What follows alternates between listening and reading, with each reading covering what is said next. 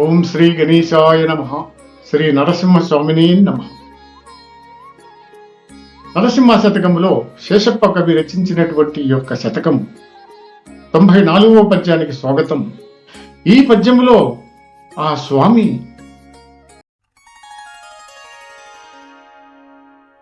పుట్టల మీద పరుండడము, పులుల చోట చేరడం, మకరి వర్గంబున చేరడం, ఈ విధమైనటువంటి ఆశ్చర్యకరమైనటువంటి ఆయన చేష్టలు ఏ విధంగా మసులుతున్నాడో వర్ణించినటువంటి ఈ పద్యమాలను మనం ఒకసారి 94వ పద్యం.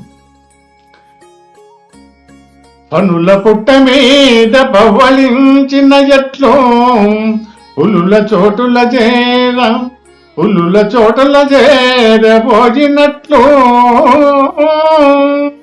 మకరి వర్గం ఉన్న మడుగు జొచ్చిన ఎట్లు గంగదాపున నిన్లు కట్టినట్లు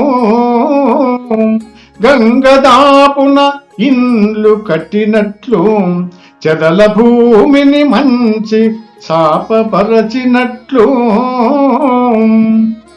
ఓటు పిందెల బాలనుంచినట్లు వెర్రివానికి బహు విత్తమిచ్చిన ఎట్లు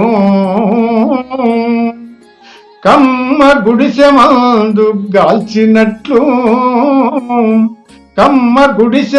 మందు గాల్చినట్లు స్వామి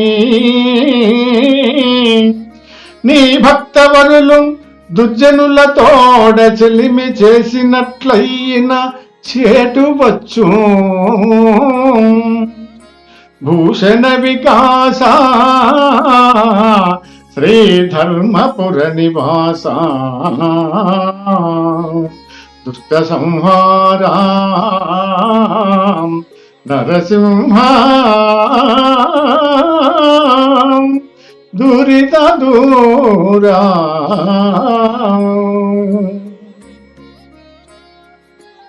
ఓ నరసింహస్వామి, పాముల పుట్ట మీద పడుకున్నట్లు, పులులు ఉండే గుహల్లోకి వెళ్ళినట్లు, మొసళ్ళున్న సరస్సులో దిగినట్లు, గంగ ఒడ్డున ఇల్లు కట్టినట్లు, చెదలున్న భూమి మీద చాప పరిచినట్లు, చిల్లుల బిందెలో పాలు పోసినట్లు, వెర్రివాడి చేతికి డబ్బిచ్చినట్లు, స్వామి పాకలో మందు సామానులు కాల్చినట్లు, నీ భక్తులు దుర్మార్గులతో స్నేహము చేస్తే ప్రమాదము కలుగుతుంది.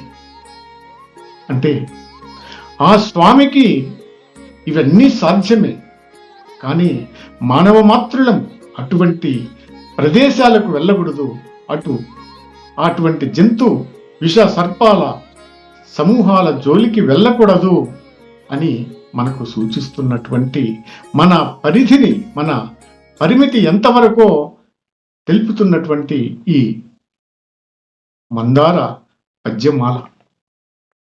జై శ్రీ నరసింహస్వామిని నమః.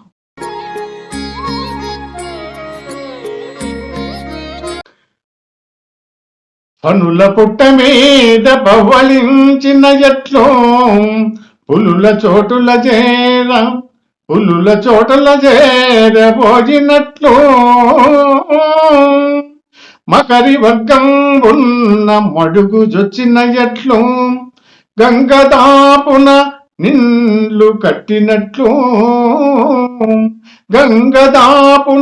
ఇండ్లు కట్టినట్లు చెదల భూమిని మంచి చాపపరచినట్లు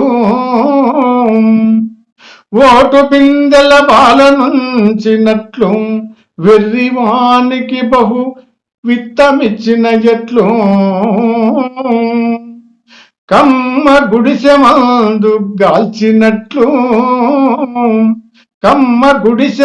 మందు గాల్చినట్లు స్వామి నీ భక్తవరులు దుర్జనుల తోడ చెలిమి చేసినట్లయిన చేటు వచ్చు భూషణ వికాస శ్రీధర్మపుర నివాస దుష్ట సంహారా నరసింహ దురిత దూరా.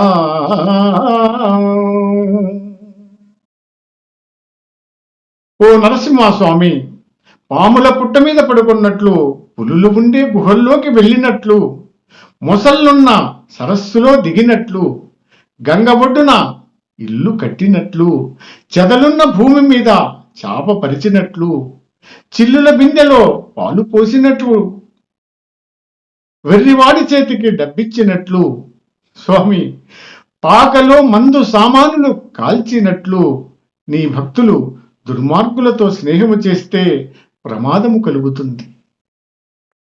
జై శ్రీ నరసింహస్వామిని నమః.